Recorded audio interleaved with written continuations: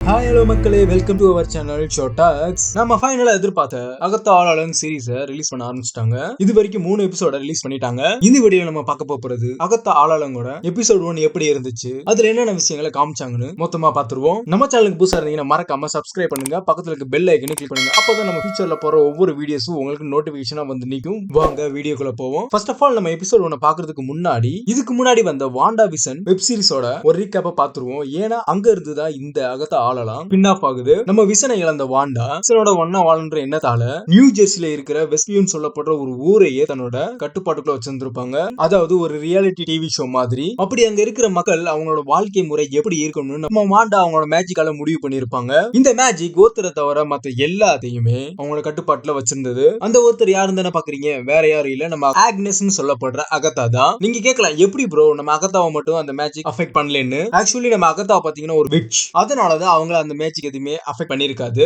ஒரு சிச்சுவேஷன்ல பாத்தீங்கன்னா நம்ம அகத்தா வந்து வாண்டாவோட உண்மையான ஃபேஸை ரிவீல் பண்றாங்க. அது மட்டும் இல்லாம ஒரு ஊரையே உன்னால எப்படி உன்னோட கட்டுப்பாட்டுல வச்சிருக்க முடியும்னு, அதோட இதை எப்படி நீ பண்ணேன்னு நம்ம அகத்தா கேட்டிருப்பாங்க. ஃபர்ஸ்ட் பாத்தீங்கன்னா நம்ம வாண்டாக்கே இதை எப்படி பண்ணாங்கன்னு அவங்களுக்கே தெரியாது. அந்த அளவுக்கு அவங்களோட பவர் கட்டுப்பாட்டே இல்லாம இருந்திருக்கும். எல்லாத்தையுமே இழந்த நம்ம வாண்டா அவங்க மைண்ட்ல இருந்த விசன்ஸோட மெமரிஸும் அவங்களோட கட்டுப்படுத்த முடியாத எமோஷன்ஸும் சேர்ந்து அவங்களோட பவரை ட்ரிகர் பண்ணி ஒட்டுமொத்த வெஸ்ட் வியூவையுமே டிவி ஷோவா மாத்தி வச்சிருப்பாங்க. இதை தெரிஞ்ச நம்ம அகத்தா வாண்டாவோட பவர்ஸ் எப்படியாவது தான் அப்சர்வ் பண்ணணும்னு நினைச்சிருந்திருப்பாங்க. அந்த இடத்துல பாத்தீங்கன்னா ரெண்டு பேத்துக்குமே ஒரு பெரிய பேட்டில் நடக்குது. சும்மா இருந்த சங்க ஊதிக்கிறதான் சிவனண்டின்ற மாதிரி நம்ம அகத்தாக்கே ஆப்போசிட்டா முடிஞ்சு அவங்களோட பவர்ஸ் நம்ம வாண்டாவே அப்சர்வ் பண்ணது மட்டும் இல்லாம டார்க் கோல்ட் புக்கையும் அப்சர்வ் பண்ணி ஸ்கார்லெட் விச்ச மாதிரி இருந்திருப்பாங்க. நம்ம வாண்டா வெஸ்ட் வியூ விட்டு போறதுக்கு முன்னாடி அகத்தாவை அவங்க உருவாக்கி வச்ச ஆக்னஸ்ன்ற கதாபாத்திரத்திலேயே ஒரு மாய வாழையில சிக்க வச்சுட்டு போயிருப்பாங்க. அப்படி அந்த கேரக்டர் டிராப் ஆன நம்ம அகத்தா அவங்களோட பவர்ஸை இழந்து ஒரு சாதாரண வாழ்க்கையை வாழ்ந்துட்டு இருந்திருப்பாங்க. நம்ம அகத்தால அவங்களோட எபிசோட் 1 இங்க இருந்து தான் ஸ்டார்ட் ஆகவே ஆரம்பிக்குது. நம்ம ஆக்னஸ் ஒரு டிடெக்டிவ் மாதிரி காமிச்சிருப்பாங்க. எபிசோட் ஆரம்பிக்கிறதே பாத்தீங்கன்னா நம்ம அகத்தா ஒரு கிரைம் சீனை விசிட் பண்ற மாதிரி காமிச்சிருப்பாங்க. அந்த இடத்துல பாத்தீங்கன்னா ஒரு பொண்ணு மர்மமான முறையில கொலை செய்யப்பட்டிருப்பா. அந்த பொண்ணை பத்தி எந்த இன்ஃபர்மேஷனுமே இருந்திருக்காது. இருந்தாலும் நம்ம ஆக்னஸ் அங்க இடத்துல இன்வெஸ்டிகேஷன் ஸ்டார்ட் பண்றாங்க. அப்ப ஏதாவது ஆதாரம் இருக்குதான்னு பாக்குறாங்க. அப்ப பாத்தீங்கன்னா நம்ம ஆக்னஸ்க்கு ஒரு லாக்கெட் கிடைக்குது. அதோட ஒரு லைப்ரரி ஸ்ட்ரிப்பும் கிடைச்சிருக்கு. ஏன்னா இது வந்து அந்த பொண்ணு கையில இருந்துச்சுன்னா அவர் கூட வேலை பார்க்கற சொல்லிருப்பாரு. அது எல்லாத்தையும் கலெக்ட் பண்ணி நம்ம ஆக்னஸ் அங்க இருந்து கிளம்புறாங்க. அவங்க கையில கிடைச்ச அந்த லைப்ரரி ஸ்லிப்பை எடுத்து நேரா வெஸ்ட் வியூல இருக்கிற லைப்ரரிக்கு போய் விசாரிக்க ஆரம்பிக்கிறாங்க. அந்த லைப்ரரியன் கிட்ட இந்த ஸ்லிப்ல இருக்கிற புக்கை இதுக்கு முன்னாடி யாரெல்லாம் எடுத்திருக்காங்க அவங்களோட டீடைல்ஸ்ல வேணும்னு கேட்டிருப்பாங்க. அப்பதான் நம்ம ஆக்னஸ்க்கு தெரிய வருது இந்த புக் 3 வருஷத்துக்கு முன்னாடி திருடப்பட்டிருக்குன்னு. சரி புக் தான் கிடைக்கல, சரி அது இருந்த கம்பார்ட்மெண்ட் போய் பார்த்தா அங்க இருக்கிற எல்லா புக்ஸுமே டெஸ்ட்ராய் ஆயிருந்திருக்கும். இப்பவே நீங்க இந்த புக் என்னன்னு கெஸ் பண்ணி இருந்திருப்பீங்க. அதாவது வாண்டா விஷன் பார்த்த எல்லாருக்குமே அது வேற எதுவும் இல்ல, டார்க் கோல்ட் புக் தான். இந்த டார்க் கோல்ட் புக்கை 3 வருஷத்துக்கு முன்னாடி நம்ம அகத்தா தான் எடுத்து இருந்திருப்பாங்க. அப்படி அந்த வாண்டா விஷன் எபிசோட் சீரிஸ் லாஸ்ட்ல பாத்தீங்கன்னா அந்த டார்க் கோல்ட் புக்கை நம்ம வாண்டா கைப்பற்றிருப்பாங்க. நம்ம டாக்டர் ஸ்ட்ரேஞ்ச் மல்டிவர்ஸ் ஆஃப் மேட்னஸ்ல நம்ம வாண்டா மல்டிவர்ஸ் லெவல்ல இந்த டார்க் கோல்ட் புக்கை டிஸ்ட்ராய் பண்ணிருப்பாங்க. கிட்டத்தட்ட அதோட சோர்ஸையும் சேர்த்துதான். அதனாலதான் நம்ம ஆக்னஸ் பார்த்த அந்த கபோர்ட் எரிஞ்சு போயிருந்திருக்கும். அங்க இருந்து ஒரு குழப்பத்தோட நம்ம ஆக்னஸ் அவங்க ஆபீஸ்க்கு வந்திருப்பாங்க. அப்ப பாத்தீங்கன்னா நம்ம ஆக்னஸும் அவரோட சீஃபும் இந்த கேஸ பத்தி பேசிக்கிட்டு இருக்கப்ப ரியோ விடல்னு சொல்லிட்டு ஒரு கேரக்டர் என்ட்ரி கொடுக்குறாங்க. இந்த ரியோ விடலுமே ஒரு டிடெக்டிவ் தான். அப்போ பாத்தீங்கன்னா அந்த சீஃப் நீங்க என்ன பண்ணுவீங்கன்னு தெரியாது, நீங்க ரெண்டும் சேர்ந்து இந்த கேஸ முடிச்சே ஆகணும்னு சொல்லிட்டு போயிருப்பாரு அங்க இருந்து. அதுக்கப்புறம் பாத்தீங்கன்னா இவங்க ரெண்டு பேத்துக்குள்ள ஒரு பெரிய கான்வர்சேஷன் நடக்குது. அதாவது ரொம்ப நாள் பழகின மாதிரியே. அதுக்கடுத்து பாத்தீங்கன்னா கேஸ் டீடைல்ஸ் பத்தி பேச ஆரம்பிக்கிறாங்க. அதுக்கப்புறம் பாத்தீங்கன்னா ஆக்னஸ் நானே இதை பாத்துக்கிறேன், உன்னோட ஹெல்ப் ஒன்றும் தேவையில்லை, நானே பாத்துக்கிறேன் அப்படின்னு சொல்லியிருப்பாங்க. அதுக்கடுத்து ரியோவும் அங்க இருந்து கிளம்பி இருப்பாங்க. அதுக்கப்புறம் பாத்தீங்கன்னா நம்ம ஆக்னஸ்க்கு கிடைச்ச அந்த லாக்கெட்டை எடுத்துட்டு போயிட்டு ஒரு பான் ஷாப்புக்கு எடுத்துட்டு போயிட்டு அங்க விசாரிக்கிறாங்க. அந்த கடைக்காரன் பாத்தீங்கன்னா இது வந்து ஒரு 17th செஞ்சுரியை சேர்ந்த ஒரு லாக்கெட்னு சொல்லியிருப்பாரு. அப்படி அந்த லாக்கெட்டை ஓபன் பண்ணா அதுல யாரோட முடியோ அதுல இருந்திருக்கும். இது நம்ம வாண்டாவோடது கிடையாது. ஏன்னா நம்ம வாண்டாவோட ஹேர் பாத்தீங்கன்னா கிரிம்சன் கலர்ல இருந்திருக்கும், எல்லோ கம்ஸ் ரெட் மாதிரி. இந்த ஹேர் பாத்தீங்கன்னா நம்ம அகத்தாவோட தான் இருக்கிறதுக்கு ஏகப்பட்ட சான்சஸ் இருக்கு. அதுக்கப்புறம் பாத்தீங்கன்னா அந்த கடையில இருந்து நேரா அவங்க ஆபீஸ்க்கு வந்து அவங்களுக்கு கிடைச்ச அந்த லைப்ரரி ஸ்லிப்ல இருக்கிற புக்கோட டைட்டில ரிசர்ச் பண்றாங்க. அப்பதான் அவங்களுக்கு தெரிய வருது அந்த டைட்டிலோட ஃபர்ஸ்ட் லெட்டர்லாம் ஜாயின் பண்ணி பார்த்தா டார்க் கோல்ட்னு வந்திருக்கும். அதை பார்த்து நம்ம ஆக்னஸ் ரொம்பவுமே ஷாக் ஆயிருந்திருப்பாங்க. பாத்தீங்கன்னா அவங்களோட சீஃப் வந்து இன்னும் நீ கிளம்பலையா, கிளம்புன்னு சொல்லியிருப்பாங்க. அதுக்கடுத்து பாத்தீங்கன்னா நம்ம ஆக்னஸ் அங்க இருந்து நேரா கிளம்பி அவங்க வீட்டுக்கு போறாங்க. வீட்டுக்கு போய் நம்ம ஆக்னஸ் ஃப்ரெஷ் அப் ஆகிற டைம்ல யாரோ கதவு தட்ட சவுண்ட் கேட்டிருக்கும். உடனே நம்ம ஆக்னஸ் போய் அந்த கதவை திறந்து பார்த்தா நம்ம ரியோ விடல் சாப்பாட்டோட வந்து நிக்கிறாங்க. அப்ப பாத்தீங்கன்னா சாப்பிட்டுக்கிட்டே அவங்களுக்குள்ள கான்வர்சேஷன் நடக்க ஆரம்பிக்குது. அப்ப நம்ம ஆக்னஸ் அவங்ககிட்ட கேஸ பத்தி சொல்ல வருவாங்க. நான் கேஸ பத்தி கேட்க வரல, இருந்தாலும் நீ சொல்லு அப்படின்னு நம்ம விடல் சொல்லிருப்பாங்க. அப்ப பாத்தீங்கன்னா நம்ம ஆக்னஸ் அவங்க கிட்ட கேஸோட இன்ஃபர்மேஷன் சொல்லிக்கிட்டு இருப்பாங்க. நம்ம விடல் கேட்டிருப்பாங்க நீ எதனால என்னை வெறுக்கிறேன்னு உங்களுக்கு தெரியுமான்னு கேட்டிருப்பாங்க. அதுக்கு நம்ம ஆக்னஸ் தெரியாதுன்னு இருப்பாங்க. அப்ப பாத்தீங்கன்னா சடனா அவங்க ரூம்ல இருந்து ஒரு சவுண்ட் வந்திருக்கும். அது என்ன நம்ம ஆக்னஸ் ஓடி போய் பார்ப்பாங்க. யாரோ ஒரு ஆளு மாஸ்க் போட்டுக்கிட்டு வந்து நம்ம ஆக்னஸ்க்கு கிரைம் சீன்ல கிடைச்ச அந்த லாக்கெட்டை திருடிட்டு போயிருப்பான். அதை பத்தி நம்ம ஆக்னஸும் அவனை ஃபாலோ பண்ணிட்டே போயிருந்திருப்பாங்க. அப்படி அவனை துரத்திட்டு போறப்ப அவன் ஒரு கார்ல அடிபட்டு மயக்கப்பட்டு விழுந்துறான். அப்படியே நம்ம ஆக்னஸ் அவனை அங்க இருந்து கூட்டு வந்து இன்ட்ராகேஷன் ரூம்ல வச்சு விசாரிக்க ஆரம்பிக்கிறாங்க. அப்ப அவங்க காலையில பார்த்த அந்த கொலைக்கும் இந்த பையனுக்கு ஏதோ சம்பந்தம் இருக்குன்னு இன்னும் தீவிரமா விசாரிக்க ஆரம்பிக்கிறாங்க. அப்ப அந்த கிரைம் சீன்ல இருந்து அந்த பொண்ணோட போட்டோவை காமிச்சு இது யாருன்னு உனக்கு தெரியுமா அப்படின்னு கேட்டிருப்பாங்க. அதுக்கு அவன் தெரியாதுன்னு இருப்பான். இன்னுமே நம்ம ஆக்னஸ் ரொம்பவே கோவத்தோட கேட்டிருப்பாங்க.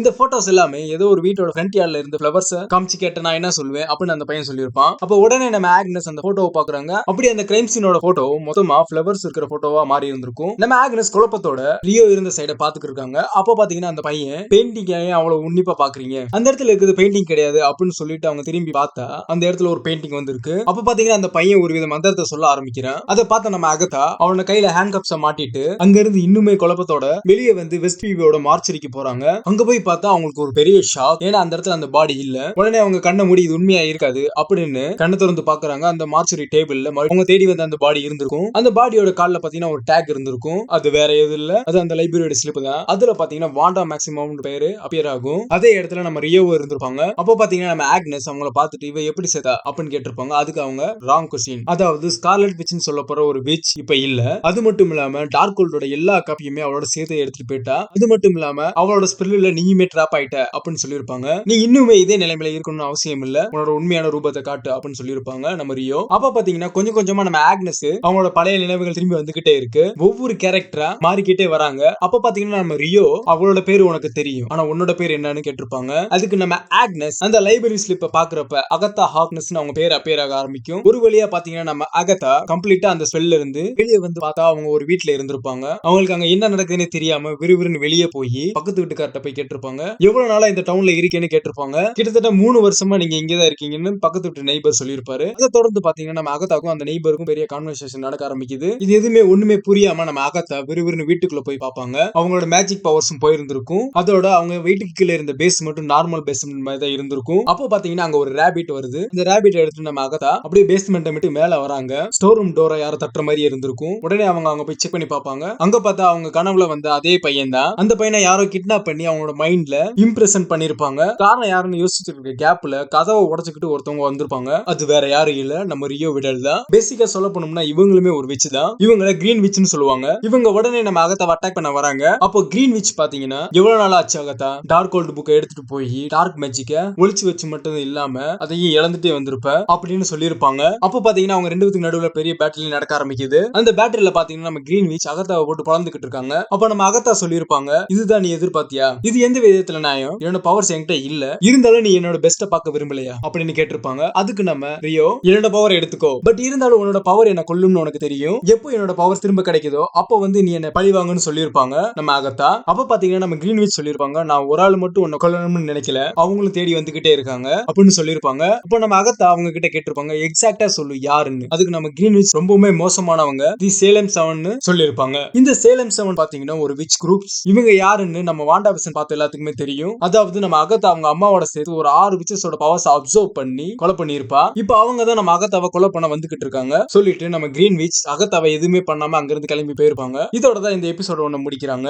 ஓகே கைஸ், இந்த வீடியோ பிடிச்சிருந்தா லைக் பண்ணுங்க, ஷேர் பண்ணுங்க, கமெண்ட் பண்ணுங்க, மறக்காம சப்ஸ்கிரைப் பண்ணுங்க, பக்கத்துல இருக்க பெல் ஐகானை கிளிக் பண்ணுங்க. அப்பதான் நம்ம ஃபியூச்சர்ல போற ஒவ்வொரு வீடியோஸும் உங்களுக்கு நோட்டிபிகேஷனா வந்து நிக்கும். அகத்தா ஆளலங்களோட எபிசோட்ஸ் அடுத்தடுத்த வீடியோல பார்க்க ஆரம்பிப்போம். எந்த அளவுக்கு எபிசோட்ஸ் எல்லாம் வேகமா அப்லோட் பண்ண முடியுமோ அந்த அளவுக்கு சீக்கிரமா அப்லோட் பண்றேன். இதே மாதிரி அடுத்த சூப்பரான வீடியோல உங்களை சந்திக்கிறேன். உங்களிடம் விடைபெறுவது சோடாக்ஸ் ஹோஸ்ட்.